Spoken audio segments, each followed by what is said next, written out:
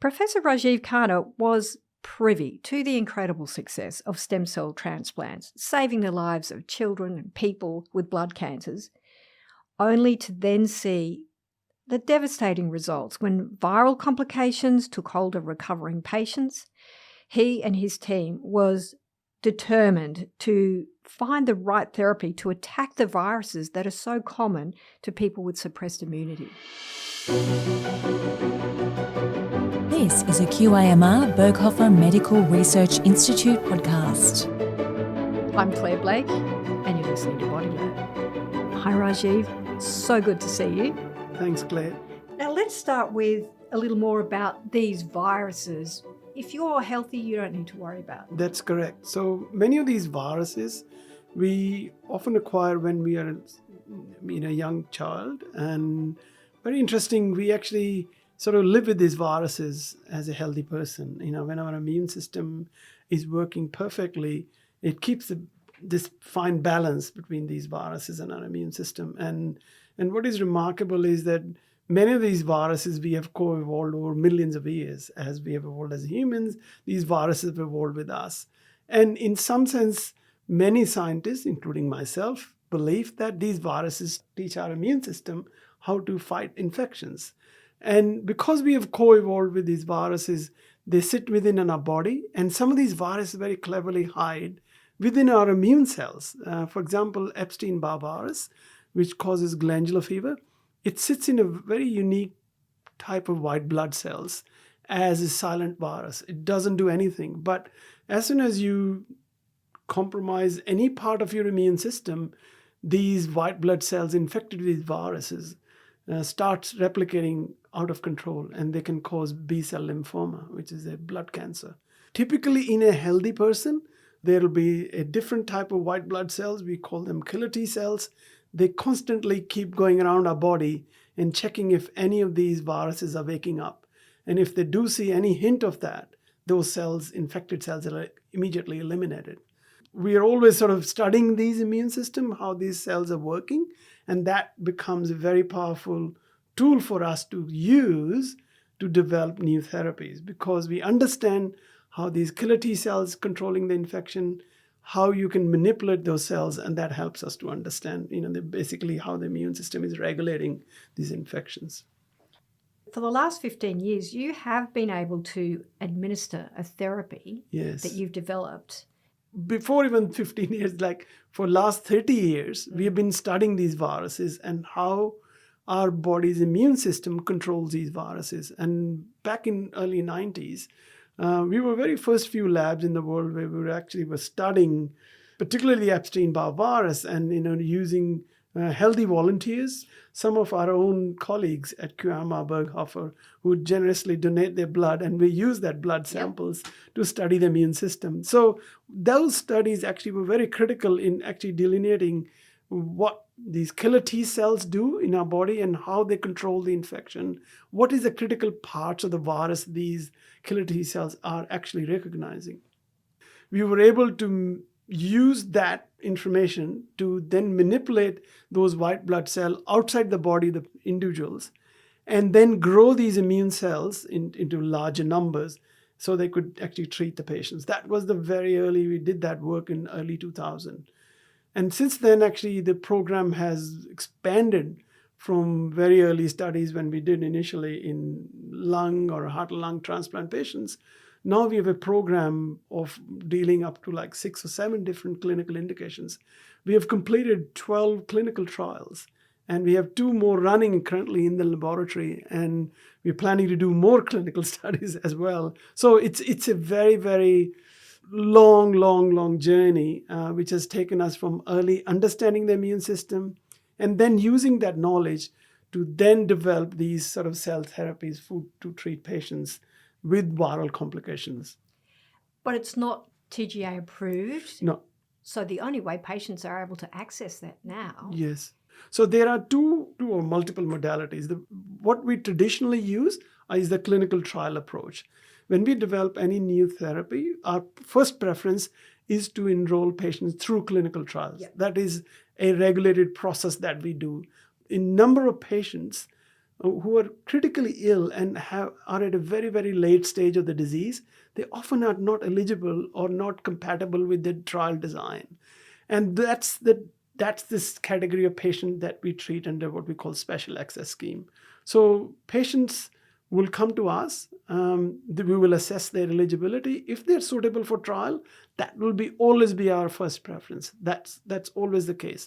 But if they're not eligible to be enrolled into a clinical trial because they're too sick, or they don't fit into that either age group or have disease so progressive that we will struggle to get them to do a very detailed follow-up studies on those patients. So they are then considered for a compassionate access. There is a separate process. The request comes from the treating physician. We have an independent review of that request. And once those clinical experts agree this patient is really, really sick and requires an urgent intervention and has exhausted all other standard treatment options, then only we give them access to these cell therapies for compassionate use. You've just had the analysis of these results published in Nature Communications, a very prestigious journal. Yes. And it sort of takes us over what's happened through that special access scheme over the last 15 years. Yes. So that paper was very critical because we wanted to sort of like a package and also share that with all the clinicians in Australia. We can call them as also, they are our collaborators as well, to really revisit how this whole program has impacted on the outcome of the patient. So we actually reached out to all our clinical colleagues in 22 clinical centers who have accessed these cell therapies for compassionate use and asked them, would you join us in doing what we call retrospective analysis? Which patient did well, how well they did, what was the outcome the patient did, patient survive. And based on those follow-up detailed analysis, it took us almost 18 months of digging up all the old data and reanalyzing all the data, making sure they got the cell therapy, what dose they received. All that information is in that paper. But what we did found that around 60 to 70% of these patients have done reasonably well, considering these patients had exhausted all standard treatment options. There is a category called Category A in Special Access Scheme under the Compassionate Access.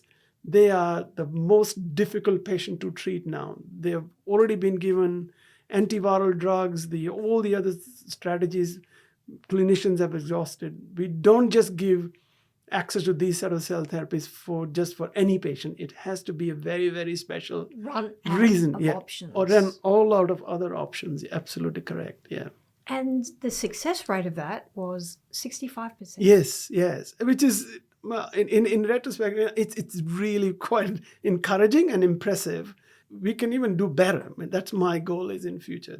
That's the next step of the journey, that we want to now work with our clinical colleagues and actually establish what we call national repository of these immune cells, which can be then delivered to the patients much faster at a probably even before they reach that late stage, maybe at a late stage, but not that late stage in a sense, so they can get a better outcome from that patient as well. Plus, with that repository that we are trying to build in the next phase, I want to actually use some of the cells, not only for compassionate, but more importantly, we also want to do what we call phase 2 and phase 3 clinical trials. Because if more data we have through clinical trials, more likely this treatment is going to get approval from the regulatory agencies. Because none of these products would ever be approved if we don't run clinical trials. It might not take as long as people think because they're already approved under other circumstances. That is correct. So we have seen this emergence of this whole cell therapy field, you can call it, or this whole area. Pharma companies, academic, and of course the government are pouring significant amount of interest and investment, making sure these products or the drug products can be released, provided to the patient. And one of the best examples are these, what we call chimeric antigen receptors, the CAR T cells, which has now been approved to treat patients with leukemia and lymphoma. And actually the very first, this virus-specific cell therapy has just been approved in Europe. And now it's going to get approval from FDA as well in US. So we are just excited equally because for us working for 30 years in this area, to have the first virus therapy, cell therapy for a virus treatment. What a wonderful outcome that is. It just, so many people have contributed to this work, that, and including us, of course. I know 30 years ago when you and a clinician colleague came up with this idea that people were very much against it and thought it was crazy. And now it is this close to being approved. Yeah. You can imagine 30 years ago, creating a cell therapy like this, nobody could imagine that could happen. Although there was a lot of research going on in this area, in QIMR Berghofer, people in US groups, and of course in UK and other European countries. But it's a very complex process to manufacture these cell therapies. It's not very straightforward. Expensive as well, absolutely. But what has over the time has happened, in spite of it's complex and expensive, there are now actually dedicated facilities. And we've been very fortunate. Around 20 years ago, QIMR Berghofer decided to do a big investment in this area. And we built our own a cell therapy manufacturing facility, which is QGen Cell Therapeutics. And that has been absolutely revolutionary for us and for academics, because it has allowed us to really do this translation from what we call basic research to clinical research. And that facility allows us to manufacture groundbreaking cell therapies and take it to clinic. Very few institutions in the world has that capability, which we have. And we are doing that now as we speak. These people with nowhere else to turn, 65% of them, what would you think might be the percentage if you could get to those people earlier? Look, it's very hard to predict what the numbers could be. If you look at the CAR T cell therapies, right? Drugs which are approved now, and they're now thinking of giving what we call some cases first line or second line treatment, right? Yeah. Those approvals are coming up. Now, in that setting, the response rates are as high as 80 to 90%. So imagine if these type of cell therapies could be given as a first or second line treatment. The patient is not really sick. Yes, they are sick with that virus, but not terminally ill. You could have a better outcome. One is the most exciting thing for us is that the cell therapies we have used, these type of virus, and they don't cause any side effects. We have not seen a patient who is developed, is typically what we call, cytokine release syndrome. They get very, very sick from cell therapy. We don't get that. We don't see any, damaging long-term effect, which you often see with some other drugs. They're not only just effective, but safe as well, which is very positive message that we can give out of this sort of research. Is that because you're using their own cells? Yes and no, because some are autologous products. Right. Some are actually what we call allogeneic. The cells taken from healthy volunteers, we call that allogeneic. That is because they're not patient-related.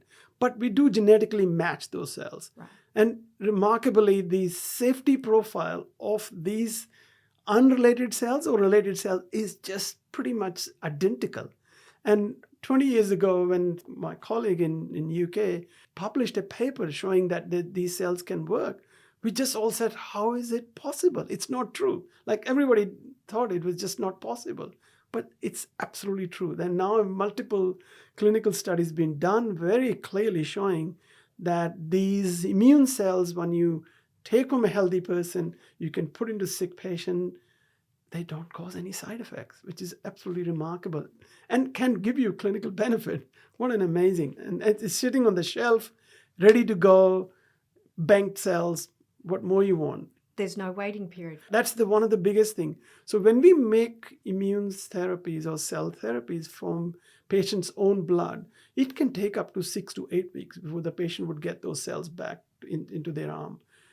That's not the case when we take the cells from the healthy volunteers. We pre-manufactured these cell therapies.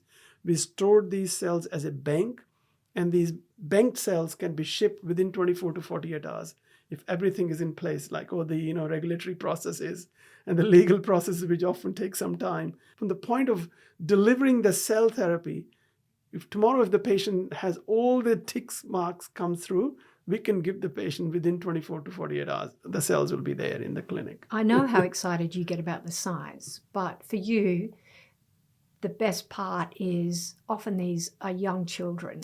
Does one of them in the special access scheme stand out for you? Yes, young child who was in Perth who received a stem cell transplant, and after the stem cell transplant ended up getting one of these very nasty virus, which is called adenovirus. And he was really, really sick. And we got this message from treating physician and hematologist. She said, look, we need urgently cells for this kid. So we were able to actually find matching cells in a bank, and we shipped the cells, and literally he just walked out of the hospital completely recovering from that infection where he was in gasping for air, and it was very, very difficult case to treat. And we have talked to both the mother and the child, and I've been able to meet the hematologist. She's in Perth, my very close colleague of mine now, because we give her more cells. So she thinks it's just incredible. To be able to see that little boy who yes. had nowhere else to go. Yeah, absolutely. Get up and walk out of hospital. Walk out. And he's now going to school and living normal life, playing sports, absolutely no issues in background. They're all gone.